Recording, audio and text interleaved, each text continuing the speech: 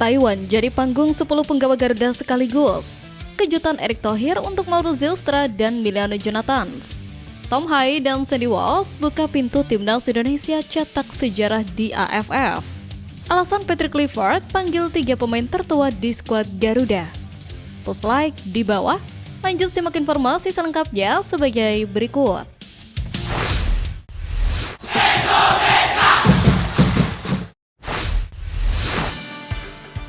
Tom Hai dan Sandy Walsh buka pintu timnas Indonesia cetak sejarah di AFF.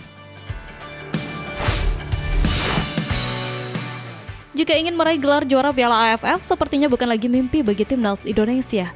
Bagaimana tidak, skuad Garuda bisa tampil dengan pemain mewah saat turun di Piala AFF 2026 yang diprediksi digelar pada Desember 2026. Dibilang begitu karena banyak pemain keturunan yang memilih berkarir di Asia Tenggara. Sebut saja di bursa transfer musim panas 2025, Sandy Walsh dan Sain Patinama gabung raksasa Thailand, Buriram United. Selain itu, beberapa pemain timnas Indonesia memilih mudik ke Liga Indonesia atau yang kini disebut Super League. Seperti Tom Hai yang gabung Persib Bandung, Jordi Amat Persija Jakarta, Rafael Strijk Dewa United, dan Jens Raven Bali United. Meski timnas Indonesia punya misi tampil di Piala Dunia 2026 serta melaju jauh di Piala Asia 2027, tak ada salahnya membidik gelar Piala AFF 2026. Semenjak turnamen ini digelar pada 1996, timnas Indonesia tak pernah juara. Prestasi terbaik skuad Garuda hanya menjadi runner-up edisi 2000, 2002, 2004, 2010, 2016, dan 2020. Bahkan, dalam edisi terakhir, timnas Indonesia yang turun dengan mayoritas pemain U23 gugur di fase grup. Untuk itu, jika PSSI ingin pecah telur di gelaran Piala AFF Senior, pelatih timnas Indonesia Patrick Clifford dapat memanggil seluruh pemain terbaik yang eksis di Super League plus Thailand.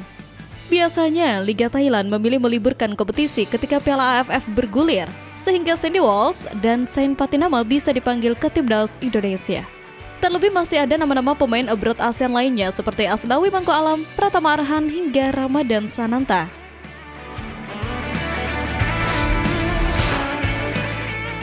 Alasan Patrick Clifford panggil 3 pemain tertua di skuad Garuda. 1. Mark Klok. Kapten Persib Bandung ini telah berusia 32 tahun. Mark Klok memang sempat menjadi andalan di lini tengah timnas Indonesia pada kurun waktu tahun 2022-2023 silam, sebelum nama-nama seperti Ivar Jenner dan Tom Hai memperkuat timnas Indonesia. Bersama skuad Garuda, Mark Klok sudah mengoleksi 19 caps dan mencetak 4 gol sejauh ini. Selain bisa menjadi mentor bagi para pemain muda, kemampuan 3 bahasa, yakni Inggris, Belanda, dan Indonesia yang dimilikinya bisa membuat Mark Klok menjadi penghubung antar pemain lokal dan diaspora. 2. Jordi Amat. Jordi Amat yang kini sudah berusia 33 tahun memang sudah membela timnas Indonesia sejak tahun 2022 silam atau saat usianya baru 30 tahun.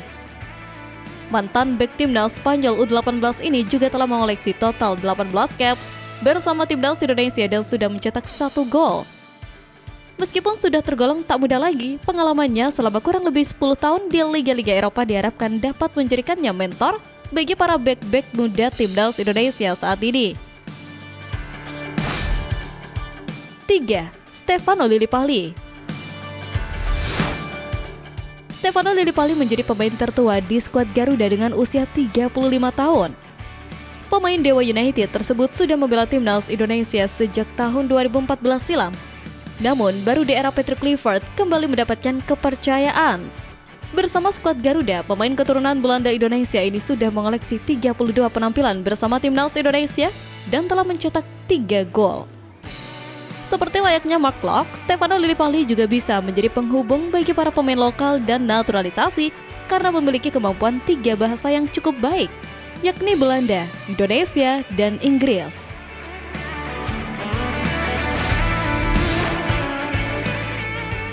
Kejutan Erick Thohir untuk Mauro Zylstra dan Emiliano Jonathans.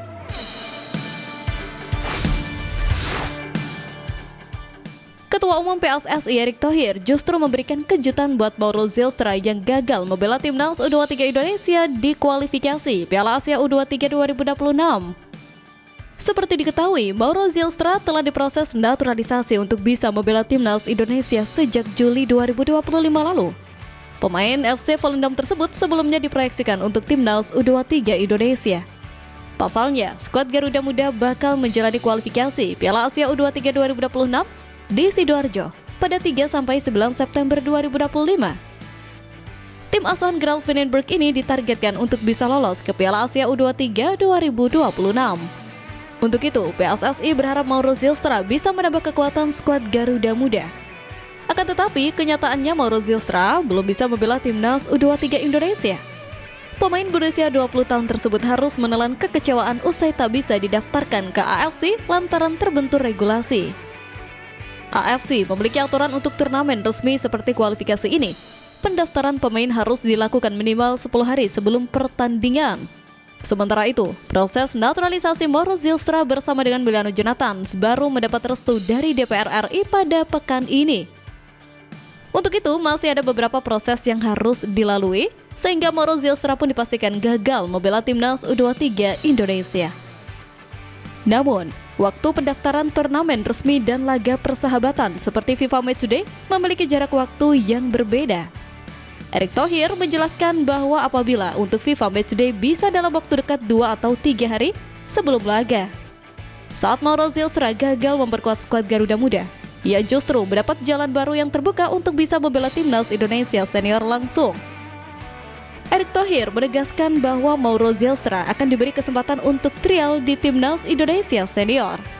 Pasalnya, skuad Garuda akan menghadapi 2 laga persahabatan melawan Taiwan dan Lebanon. Duet Mauro Zylstra dan Miliano Jonathan akan menjadi opsi menarik di lini serang tim Merah Putih.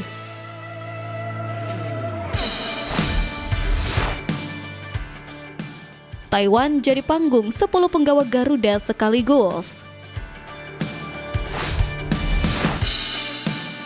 Seperti Garuda fans yang menanti aksi tim Merah Putih, para penggawa Garuda tampaknya juga tidak sabar untuk kembali membela lambang Garuda di dada. Laga perdana FIFA Matchday kontra Taiwan bakal menjadi panggung tersendiri bagi para pemain. Pelatih kepala Patrick Clifford telah memanggil 27 pemain untuk mempersiapkan skuad.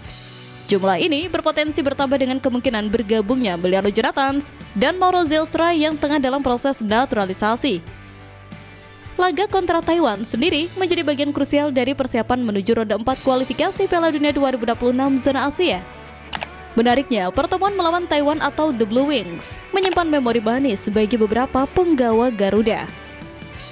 Pada babak playoff kualifikasi Piala Asia 2023 di bulan Oktober 2021, laga melawan Taiwan menjadi panggung bagi 4 pemain untuk mencetak gol debut mereka bagi timnas Indonesia. Mereka adalah Egy Maulana Fikri, Ricky Kambuaya, Ramai Rumakik, dan Witan Sulaiman. Dari keempat nama tersebut hanya Egy dan Ricky yang kembali masuk dalam panggilan skuad Clifford untuk menghadapi lawan yang sama. Kini, kesempatan serupa terbuka lebar bagi para pemain lain. Di dalam skuad Garuda saat ini tercatat ada 10 pemain non-kiper yang masih menanti gol perdana mereka berseragam merah putih. Ke-10 pemain tersebut adalah Justin Hubner, Misil Gers, Joy Pelopesi, Denton John, Eleanor Renders, Kevin Dix, Dean James, Yance Sayuri, Calvin Verdong, dan Beckham Putra. Melihat rekam jejak dan kualitas lawan, pertandingan di Surabaya nanti berpotensi menjadi ajang panen gol bagi timnas Indonesia. Ini adalah peluang emas, terutama bagi para pemain yang berposisi di lini serang untuk membuka rekening gol internasional mereka dan membuktikan kualitas di hadapan pelatih serta para pendukung.